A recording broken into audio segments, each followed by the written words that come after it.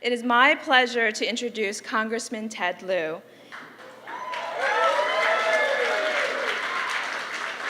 Ted is a two-term congressman representing California's 33rd Congressional District. Prior to Congress, Ted served on the Torrance City Council, the State Assembly, and the California State Senate. There, he authored legislation regulating the subprime mortgage industry and a first-in-the-nation ban on gay conversion therapy for children.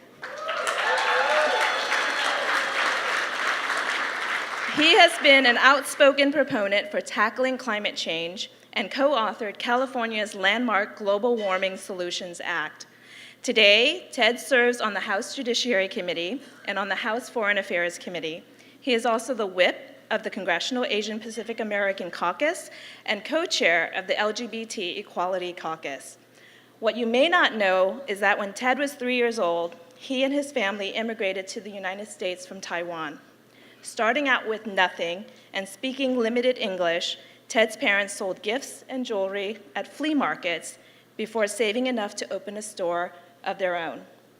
With hard work and determination, Ted's family eventually expanded their business to include 6 stores, achieving the ultimate American dream. Ted wanted to serve in Congress because he believes America is the most remarkable country in the world. In Congress, Ted has established himself as a leader on the environment, cybersecurity, civil liberties, and a champion for all veterans. Ladies and gentlemen, please welcome Congressman Ted Lieu.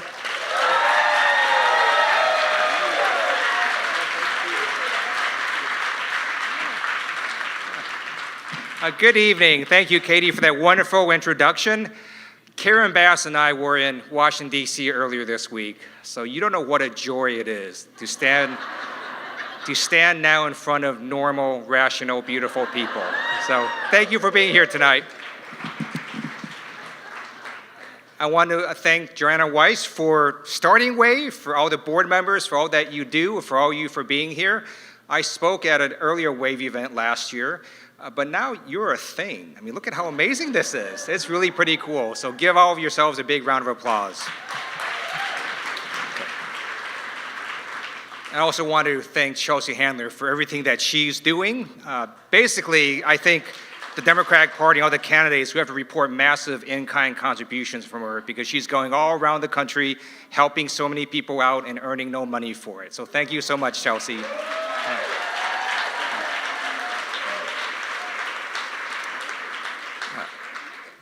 So I served on active duty in our military. I'm still in the reserves because I believe America is an exceptional country. So I'm gonna tell you a little secret here. I didn't set out to resist Donald Trump. In November 2016, after the elections, I issued a public statement, and it went something like this. One of the great things about America is our peaceful transfer of power. Donald Trump won the Electoral College. We should give him a chance to govern. About 2 months later, I concluded I was wrong. And it wasn't because we just disagreed on various policy issues. I disagree with Democrats and Republicans on different issues. But it's because Trump was attacking the institutions of our democracy. He was going after the First Amendment and the free press. He was attacking the legitimacy of the judiciary. He was stifling internal dissent. And then he was lying at a rate I've never seen a human being lie. The Washington Post did this thing where they tracked everything he said for the first 100 days, and they reported that he made over 400 false and misleading statements.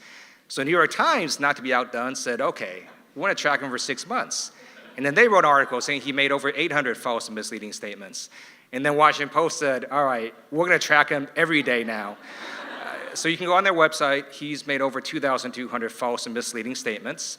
And as some of you may know right now, he's increasing that number as we speak because he's doing this unhinged rally in Michigan at this point in time, making more false and misleading statements. And when that happens, it makes it hard for voters to know what is true and what is false. And to me, that is a danger to our republic. It leads us down the road to authoritarianism. And that's why we here in this room resist Donald Trump. So I hope that he changes. Probably won't happen. You can always hope. But until that happens, we have to put in a real check and balance, and that is to take back the House of Representatives.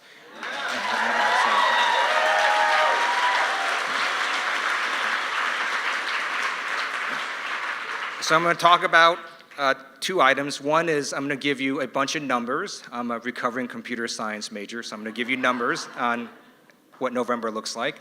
And then I'm going to talk about how you can affect change, because I want you to know the power that you have to change public sentiment. So as of last month, we had to flip 24 seats to take back the House. Now it's 23 because we won the counter land victory in Western Pennsylvania. We flipped that district by 20 points. Donald Trump won it in 2016 by over 20 points. We won it this time, and that was not an aberration. If you look at special elections since Donald Trump got elected, we had about 40 of them, and the voter shift was about 15 to 20 points in every single election. So we swept Virginia last year, double-digit gains in the House and in the Senate in Virginia. We won the governorship, and by the way, the Democratic candidate for governor had an F rating from the NRA, and he won. We took back the governorship in New Jersey. We went to Washington State, flipped the state Senate back to Democratic. We went to Georgia, won 3 seats in deep red Georgia and state legislative races. Went to deep red Oklahoma, won a state legislative race. And then this year, we went into rural Wisconsin, flipped a seat by 27 points. So when you look at this, you're seeing this building wave. And if we had a voter shift of 20 points this November, over 100 Republicans will lose their seats. Yes. Don't repeat me on that, because that's not going to happen. But if we just had 1/4 of that voter shift, we flip back the House. Last year, my colleagues elected me as the vice chair of the Democratic Congressional Campaign Committee. My region is Nevada, California, Oregon, Washington, Alaska, and Hawaii. I keep trying to get them to send me to Hawaii. They won't do that. But most of the targeted races are in California, Nevada, and Washington. So in California, we've got 7 districts that Hillary Clinton won. We then added 2 more districts because the Republican incumbents are clowns. One of them is in San Diego, Duncan Hunter. He's under FBI investigation for misusing his committee funds on toys for his kids and stupid personal items. Turns out when you're under FBI investigation, the voters start to not like you. So we think we have a chance of getting that seat. And then we're targeting Devin Nunes in the Central Valley. So,